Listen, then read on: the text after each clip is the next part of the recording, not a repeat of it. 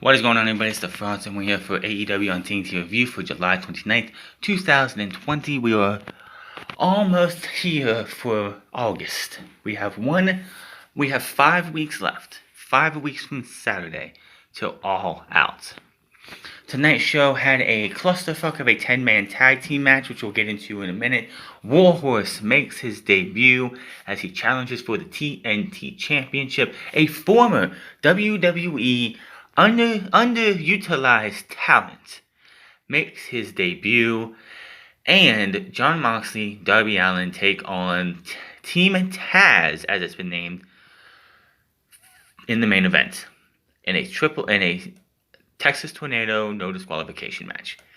But before we get to the show, I didn't see what happened. I didn't know anything about it, but we started the show tonight, and it's Jay Moss, Tony Schiavone, and Taz. No Excalibur. I'm sitting there wondering, where's Excalibur? Maybe he came down with Corona. It is one of those things. Maybe he got exposed. No. Apparently, 17 years ago, Kevin Owens and Excalibur at a PWG show were saying the N-word multiple times.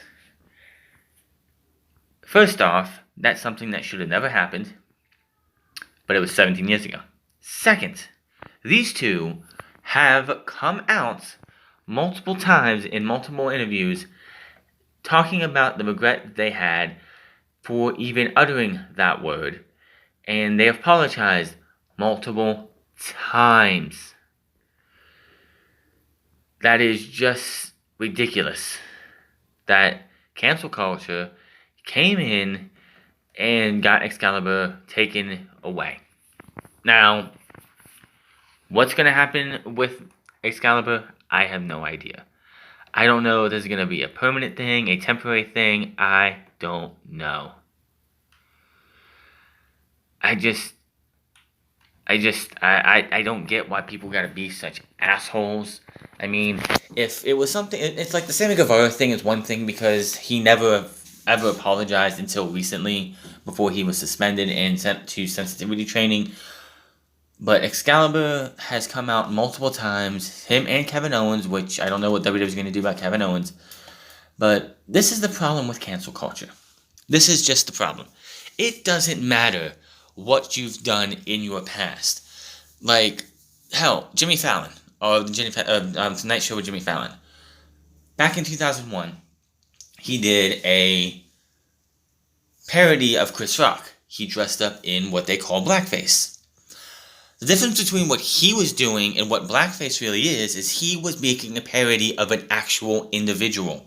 Blackface is just a white person putting black stuff, like black paint on their face and mocking a race of people.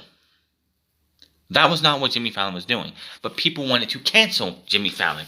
I mean, Chris Rock, I believe, even came out and loved and approved of the quote-unquote blackface. He was fine with it. That kind of died down. But that's something, it's like, it doesn't matter what you do. If you say anything, like anything that happens in 2020, I'm a guy who has not done much on here. But say you're a new up-and-coming YouTuber. And you have your Twitter, you have your Instagram, you have your Facebook, you have Twitch, maybe you're a Twitch streamer too. And on your Facebook, on your private Facebook, which is you, your family, your friends that you went to school with, and yada yada, you get into an argument with somebody, you're a white guy like me, and you go out there and you start having a tirade about other minorities, and you start uttering the N-word or other racial slurs. And you're probably like 17 years old, because you can be a YouTuber and Twitch streamer at the teenage age, or like you're 20. And while you're 20, you're doing you're not that big, but say it takes you a while to get big, and say by the time you hit 25, but from 20 to 25, you're slowly moving up, but then you explode at 25. And you're off sailing, and you're doing a hell of a job. You're making money, you're becoming popular, becoming a very big streamer or YouTube personality. Then somebody who is jealous of you or somebody that doesn't like you because of because they know they can't do what you do for a very long time, goes and tries to find up anything that you can do. Anything that they can do to ruin your life and ruin your career. That is cancel culture, and it's pathetic. Here's the thing. People learn. People can get better at what they do. People can sit there and go, wow, look back at themselves, because Facebook does this thing where they show, hey, this memory happened at this time 10 years ago, 20 years ago, 5 years ago, whatever. And that message comes up in your feed saying, hey, remember this from 5 years ago? Or 5 years ago? We won't share this with anybody, but if you want to, and you look at that and you read that and you go, man, what the fuck was I thinking back then? And then you go, well, that's not me anymore. That was me, immature, not really as good as I am now. And of course, it doesn't matter, because if it's on the internet, it's going to hurt you in the end. It is what it is, and people don't seem to realize that. People can get so jealous or hate you so much because you're a public figure, like Sammy Guevara is, like Excalibur is, and they go out there to do anything that they can, look into your history, look to find something, whether it's a tweet, an audio clip, a video, anything to ruin your life, to make them feel better. That is cancel culture. It's a nasty, terrible fucking epidemic in this country, in this world, that people can't make mistakes and learn from them without people going, well, let's cancel this person, let's get them gone. Like I said, I don't know what's going on with Excalibur. I tried to look something up. I didn't see any tweets from AEW. I might have missed something. I'll let you guys know on Saturday if anything else comes of it. Sunday if anything comes of it. But yeah, AEW took Excalibur off of the show tonight. I don't know if he's going to be back. I don't know. I'm hoping we get some kind of confirmation. Now, yeah, people are saying, hey, he needs to go to major sensitivity training because of what he said. And if they want to make him do that, that's fine, whatever. But, yeah. So I just had to get my thoughts on that because it's fucking pathetic.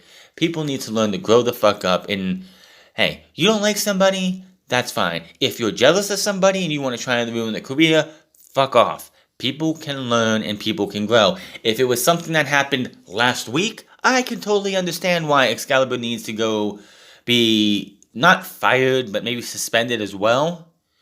And that's exactly what it should be. But it happened apparently 17 years ago. A lot for somebody can happen in 17 years. But the cancel culture mobs do not care. So to anybody who wants to start out on YouTube, on Twitch, be an Instagram model, be on Facebook gaming, on any type of social media platform, here's a warning. Do not do anything on Twitter, on Facebook, on Instagram, on any of these that could offend anybody. Because you offend one person, you're going to offend everybody. And that one person is going to turn into two. Those two are going to turn into four. Four are going to turn into 16, 20, whatever. You get the idea. Hopefully, we could get some more ideas later of what's going on. But let's get on with the show. We started AEW this week with the 10-man tag match. The Inner Circle versus the Jurassic Express of Luchasaurus and Jungle Boy versus the Best Friends and Orange Cassidy. This was fucking stupid. A 10-man tag team match. JR was burying this match. JR was ripping this thing to shreds. What in the blue hell was AEW thinking on this match? AEW already has a problem with trying to keep tag team matches from getting out of hand. So what are you going to do when you're going to put 5 guys on one side and 5 guys on another? You're going to get the match we saw tonight. And on top of that, we had a clusterfuck of a match tonight.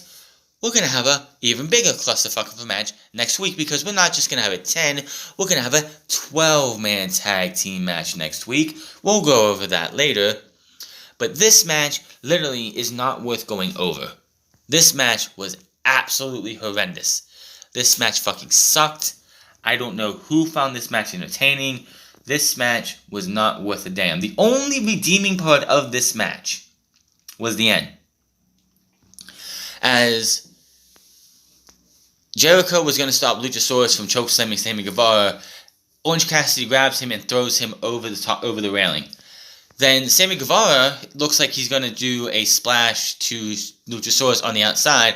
We hear Matt Hardy's music. Matt Hardy shows up behind Sammy Guevara, pushes him off of the top of the turnbuckle. Luchasaurus catches him, hits him with the chokeslam. 1, 2, 3. That was that. After the match, Matt Hardy is up in the stands area, and he said something. He was saying something I couldn't understand what he was saying. And you look back into the ring, and you see Sammy Guevara is seething red. He is pissed off that Matt Hardy ruined his first night back on Wednesday night in a wrestling ring. Of course, he made his actual return last night on Dark. This is great. Now, I find it funny that Matt Hardy, last week, we saw Matt Hardy on Twitter put a video out, maybe it's on YouTube too, talking about he's ending all of his gimmicks.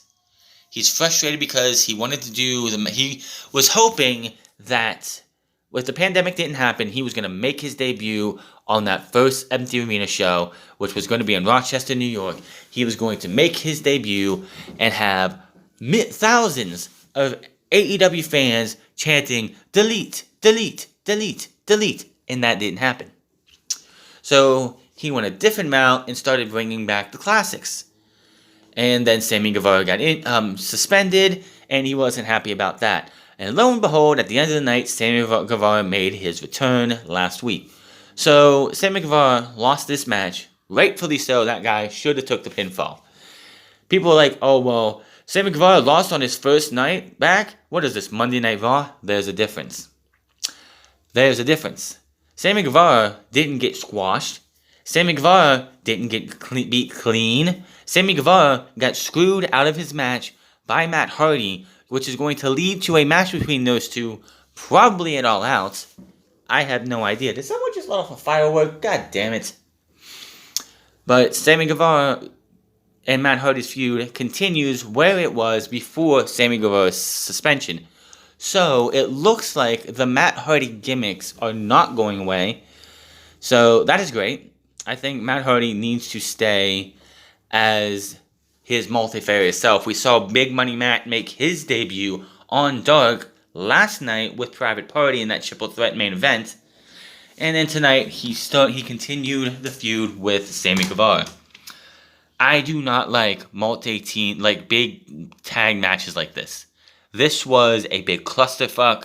This was out of hand from pretty much the start.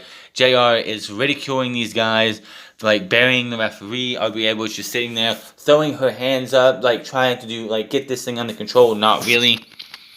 It's like, if you noticed, and I didn't notice this until I saw a reply by, I think it was Dax or Cash to a fan who asked, why did they get rid of the tag ropes? And the member of FTR, that I can't remember who it was, said, if they didn't, we would win every match by DQ in 10 seconds. Yes, the tag ropes have been removed. So, yes. Again, Sammy Guevara came back.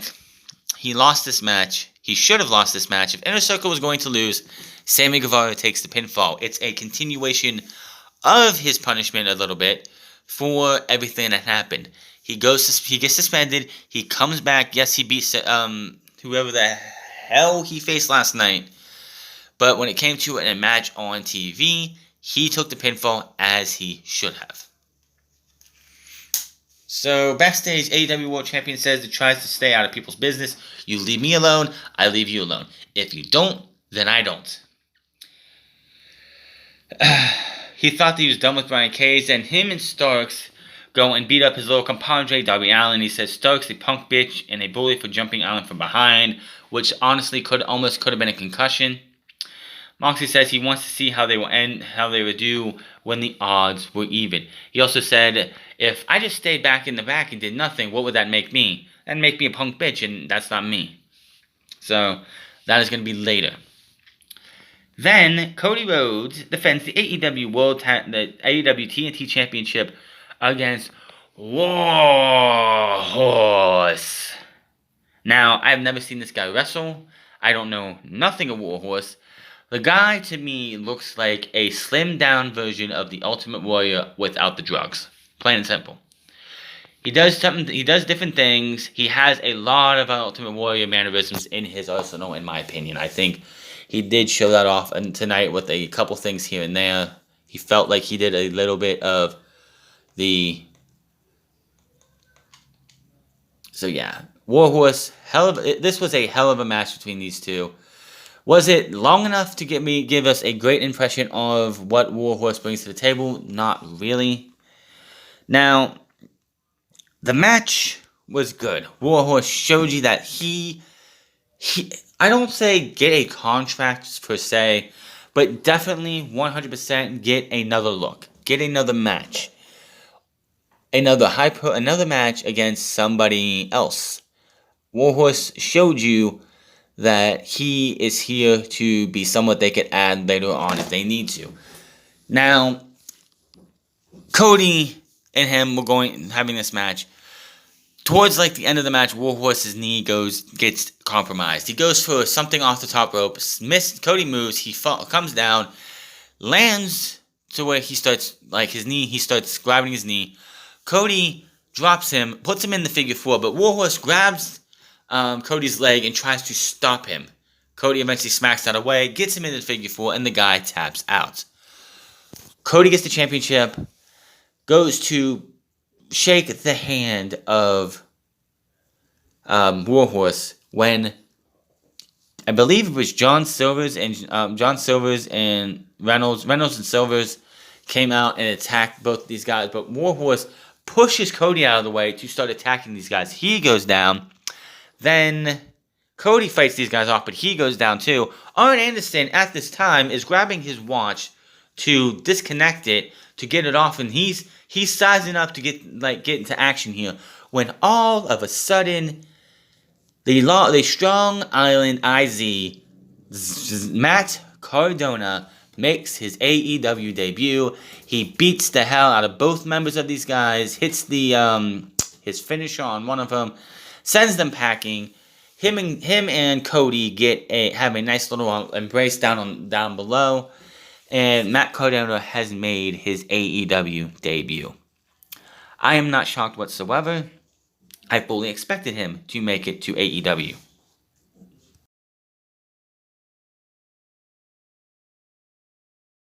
It's great to see Matt Cardona on AEW television. I mean, this guy was so underutilized. This guy got over on his own in WWE.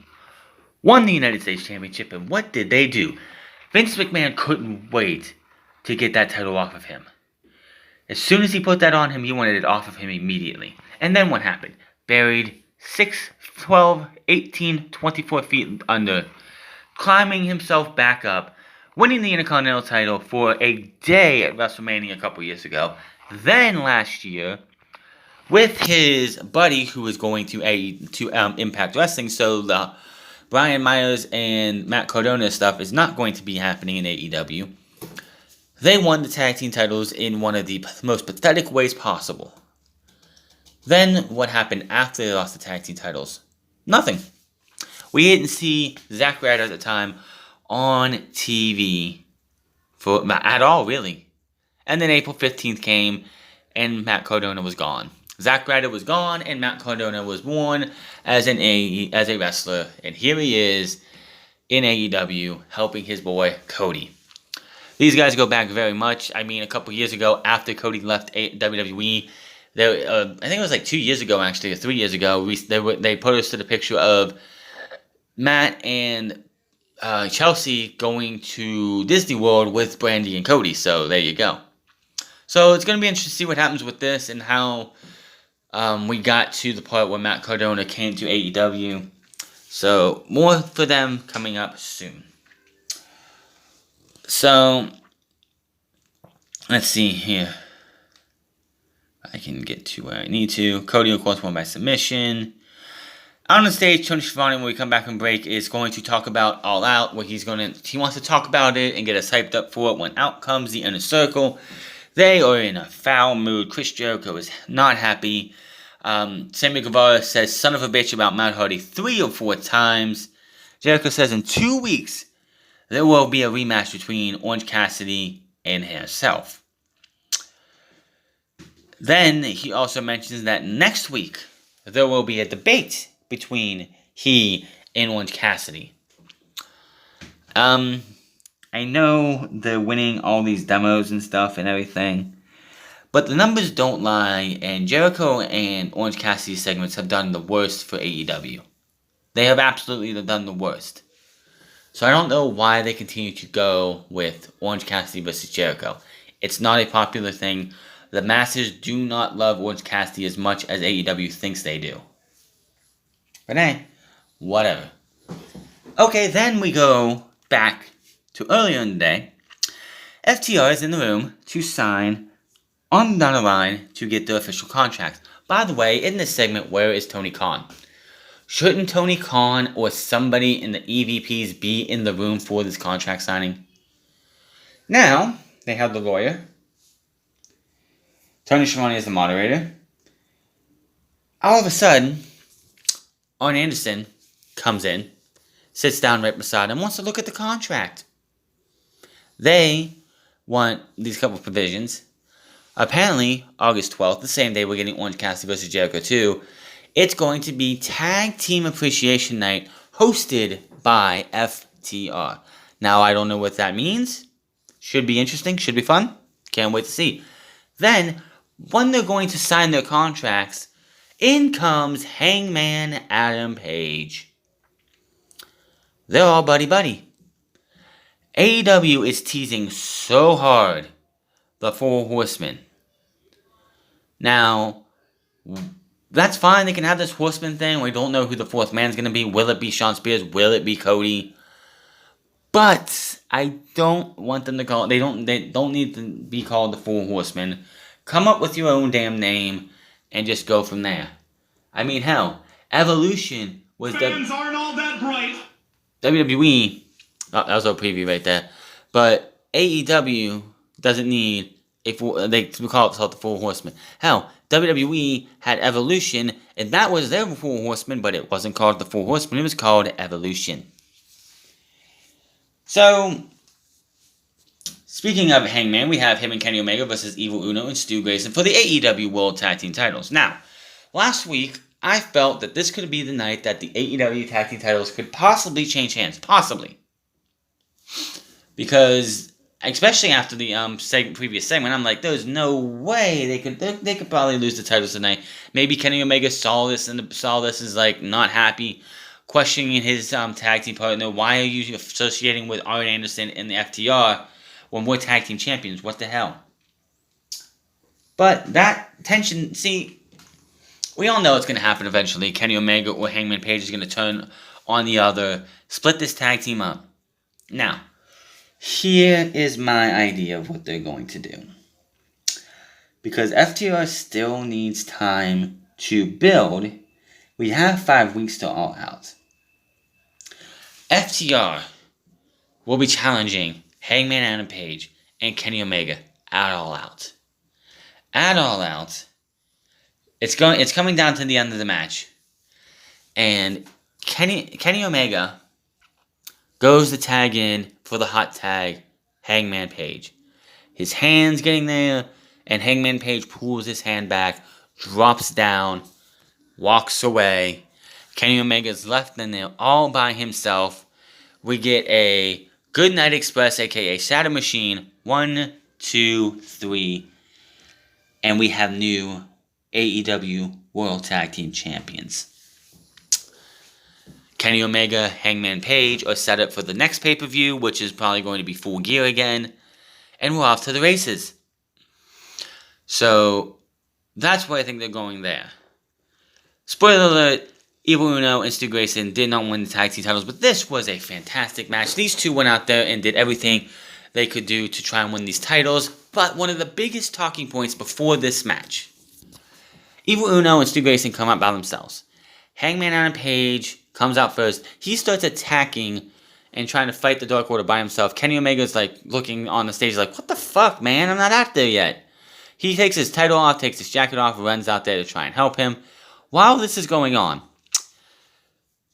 Brody Lee comes out, Colt Cabana comes out, and then the newest member, Anna Jay, comes out. All in black, black mask over her eyes. She has joined the Dark Order. Now, I'm not mad about this. I think this is great for Anna Jay. It gives her something to do. But she was helped by the Dark Order, 3 weeks ago? 4 weeks ago? She hadn't been seen on TV since. Why wouldn't you... this would have been great if they would have did some, backstage segment trying to indoctrinate her or something into joining the Dark Order. She doesn't feel like she should be going there, but they keep coercing her and manipulating her to the point where she eventually joins the Dark Order. It's great that they added her, but in my opinion, it felt like her introduction as a member of the Dark Order fell flat. As I said,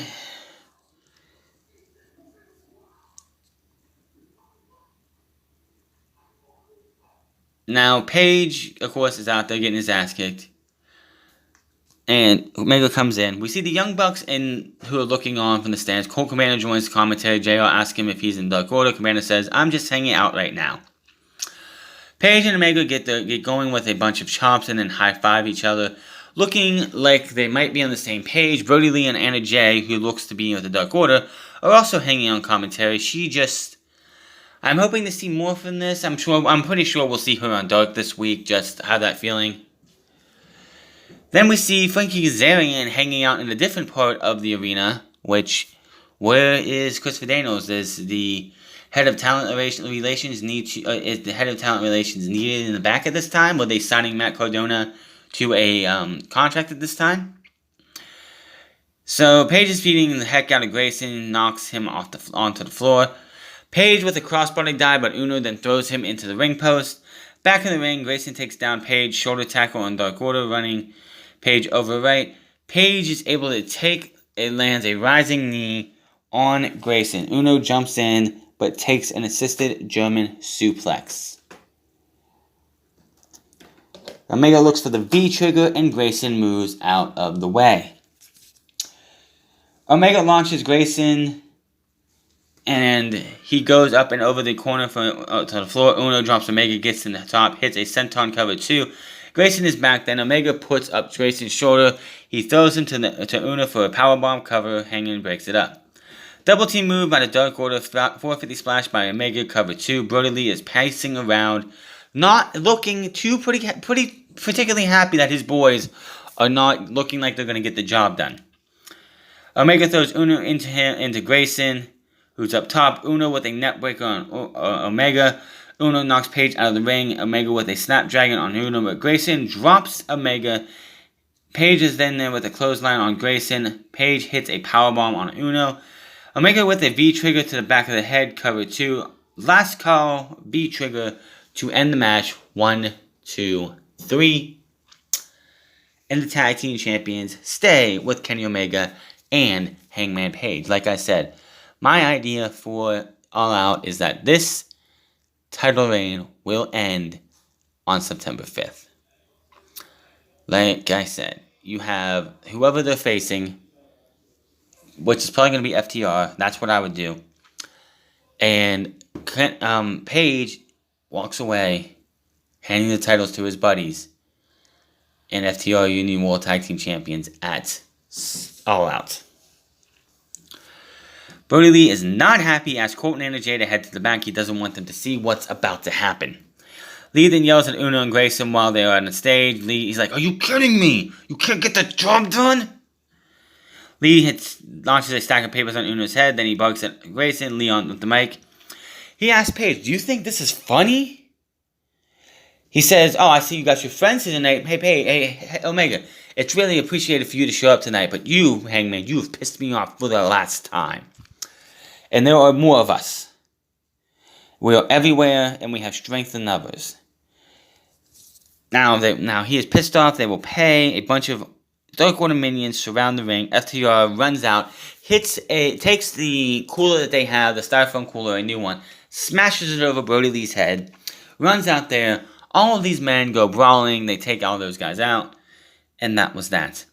Like I said at the beginning of this, after I did my little rant on cancel culture, we're gonna have a clusterfuck of a match next week too. Who do you think is gonna be in that match? We'll tell you in a bit.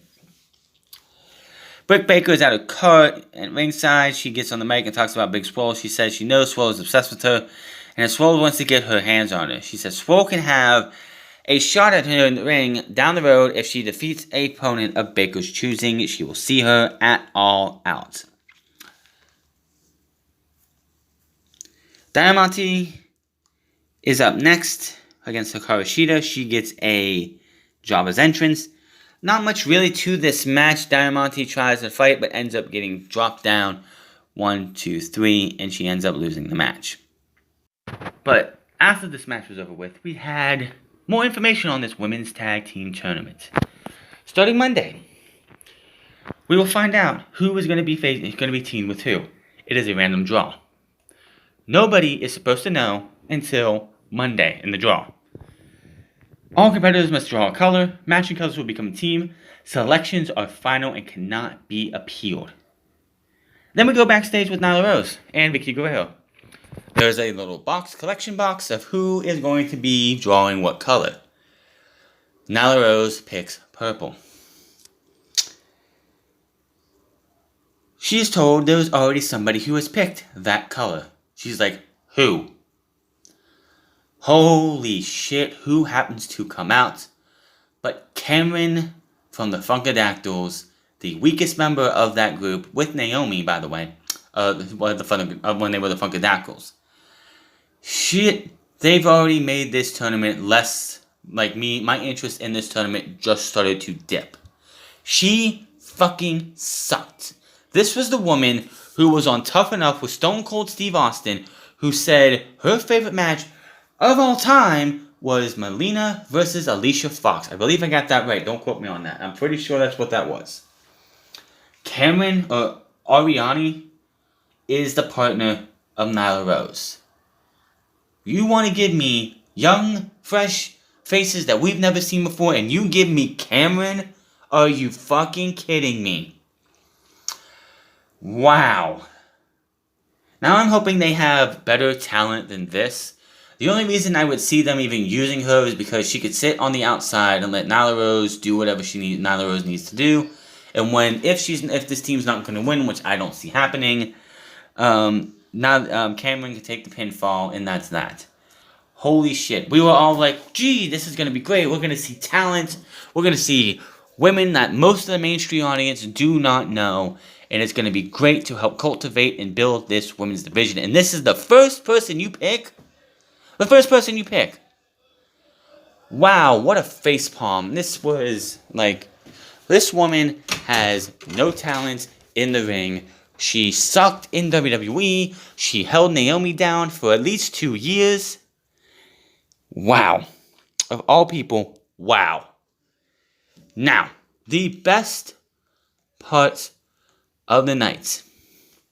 I don't know what this guy's trying to do. I know he wants to be the AEW champion, but man, with this being an election year, this guy is giving you a speech of presidential proportions.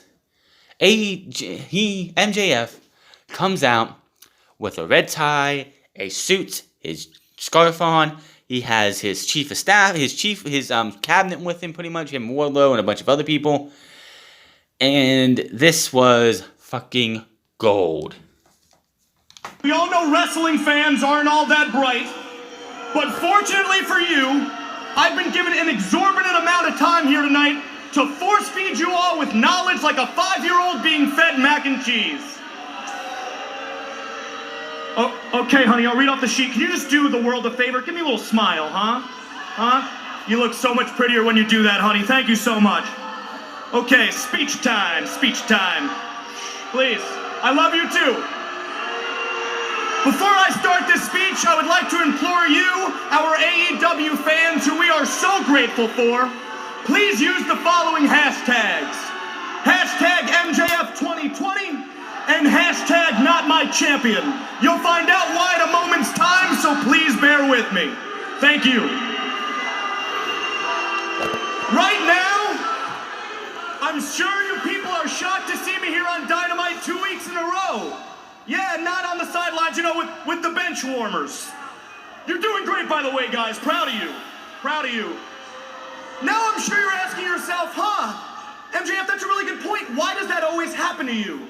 I'll tell you.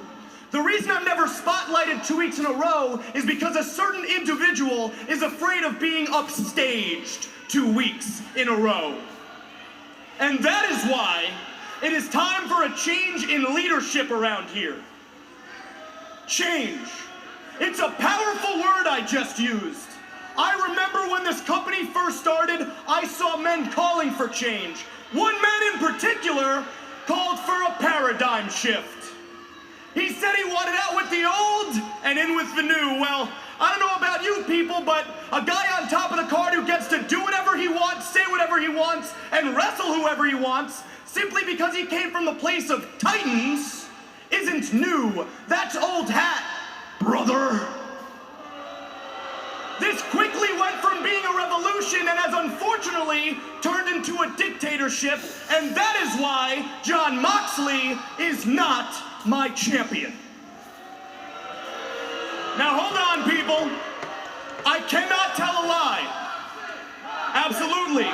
I will not stand here and pretend that Jon Moxley isn't one of the greatest wrestlers our great sport has ever seen. However, I feel it's high time that we, as a society, have an honest discussion about all the negative side effects that have occurred ever since the Moxley reign has started. Wrestling. It's on the marquee, and yet people, where is it? All I see is a bunch of great wrestlers having to come out here and perform gymnastics, flip-flop and fly and or almost die in an attempt to make you, the viewers at home, think they're good at their job? That's just wrong. But I don't blame you, AEW fans. You see, you have been brainwashed into thinking that that is what good professional wrestling is. And that brainwashing starts all the way at the tippy top. And that is why, Jonathan, a world champion is supposed to lead by example. He is not supposed to let his roster mates come out here and play wrestle, and he's damn sure not supposed to come out here and cosplay as a specific wrestler, and that's a stone cold fact. Now I don't have to play wrestler because I am one. I'm undefeated. I am the first and last MJF. You know what I'm not though, ladies and gentlemen? I'm not a media analyst. And yet everybody wants to pretend to be because everybody wants to talk about ratings. And that's why we treat Dictator John so well, right? Because of his name value, right? Because where on earth would the numbers lie without Dictator John, right? Wrong. You know who on average happens to draw better numbers minute for minute than your Dictator John? Yours truly. Oh, you didn't know that, did you? That's because Dictator John doesn't want you to. See, according to Dictator John, I'm not on his level. Why should he have to deal with the likes of me? And to that I say, how dare you? AEW is meant to be the land of opportunity, and you've squandered that, and that is why it's time for a new guard around here. Because the old guard's been running the show on this planet for centuries, and look where it's gotten us, people. War, famine, disease. Our earth is dying and so are our morals, and yet here we are with Jon Moxley running the old guard, and our infrastructure is falling and falling fast. Well, I'm here to tell you people that I can catch this company, throw it on my back, and sprint this brand up the steep terrain to the very top. Because my talent outweighs your tenure, John. I am AEW. I bleed black, white, and gold. I'm the guy who's going to be leading this company for the next 25 years. Do the math and grab a calculator. And that is why I'm making a promise to you that I will not stop until we go from happily glad-handing each other for being the alternative and transform this brand into the pinnacle of professional wrestling.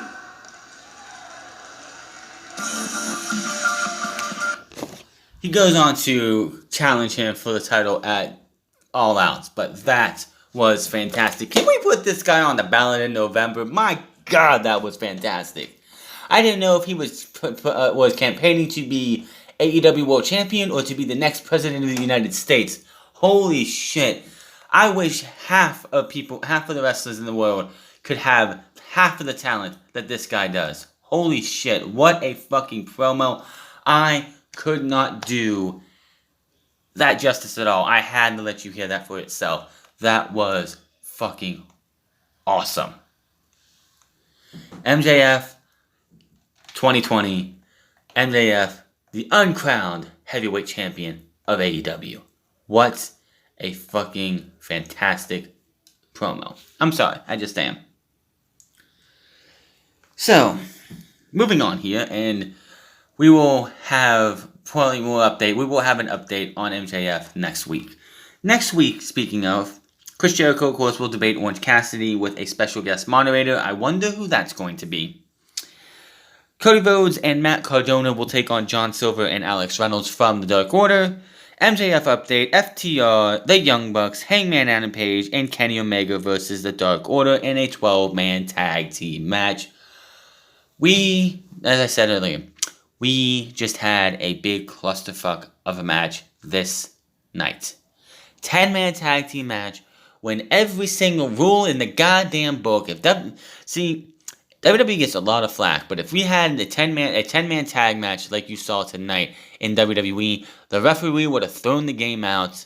The match out 5 minutes after, 5 minutes before this match ended. This was ridiculous, and we're going to see it on next week as well.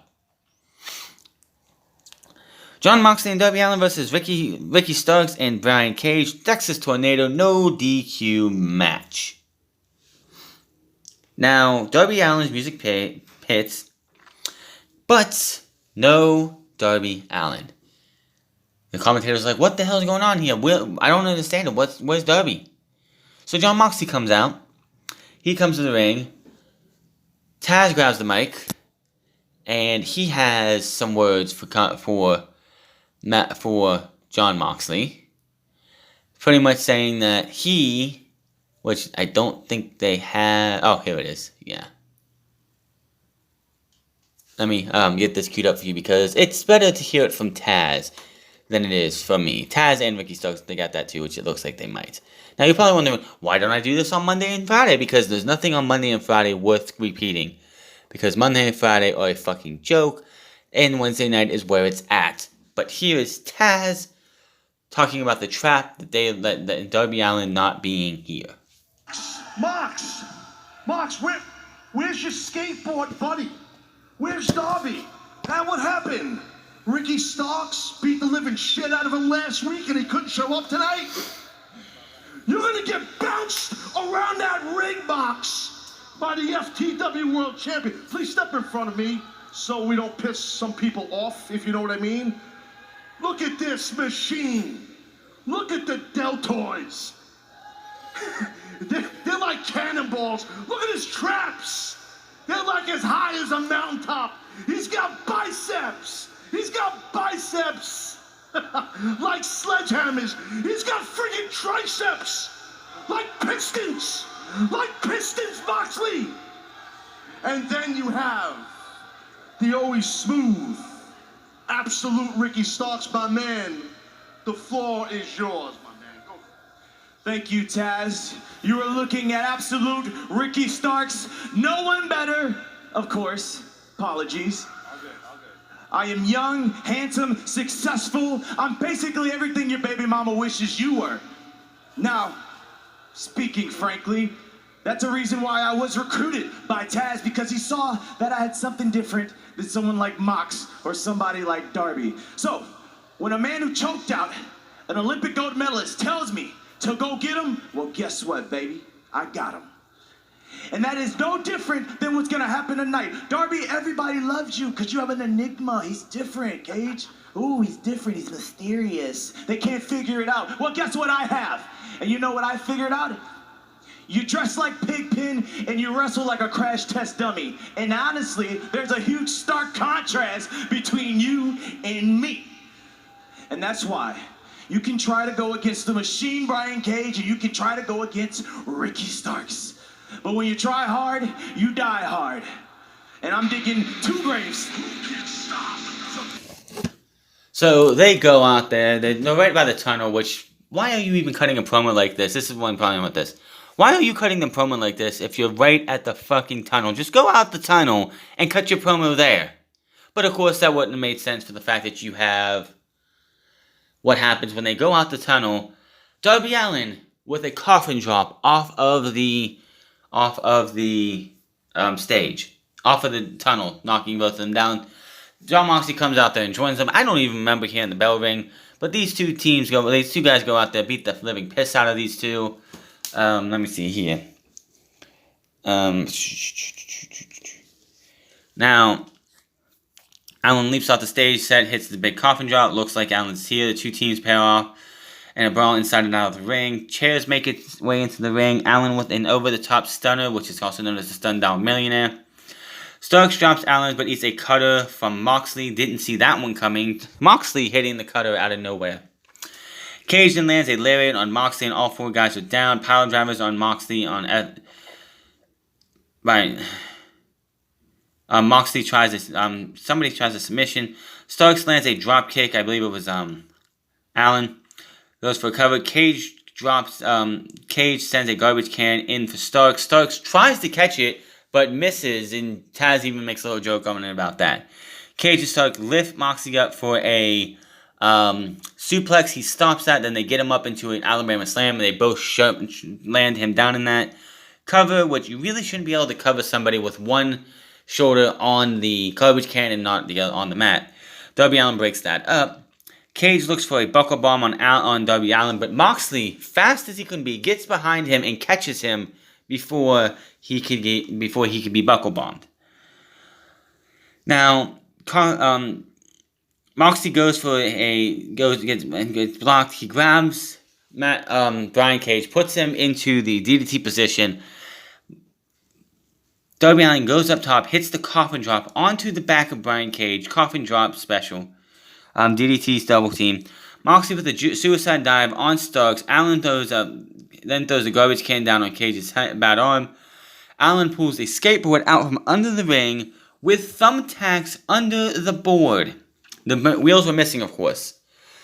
Now, he's going up top. Ricky Starks is back in the ring by now.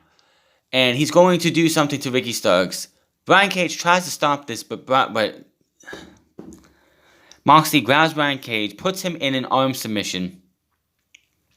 Darby Allin's able to jump off of the top rope, hitting Ricky Starks with the thumbtacks into the back. He's writhing in pain as Darby Allin gets the 1, 2, 3. He gets up. He rolls over after Darby Allin gets the pin. You see the scratches and the cuts from the thumbtacks, and Jon Moxley and Darby Allin win. Now, Cage and Stark get out of there. They walk away. Darby Allin is in one corner. He's staring down Moxley across from him. Points to Jon Moxley, and then conveniently, Tony Khan has decided that next week, Darby Allin will get a world title shot. My problem with this. You have a ranking system. Your ranking system is supposed to be put in place to determine who gets the next title shot. Darby Allin is the number 5 spot. MJF, I know, is number 1. Why is Darby Allin getting a title shot? Why?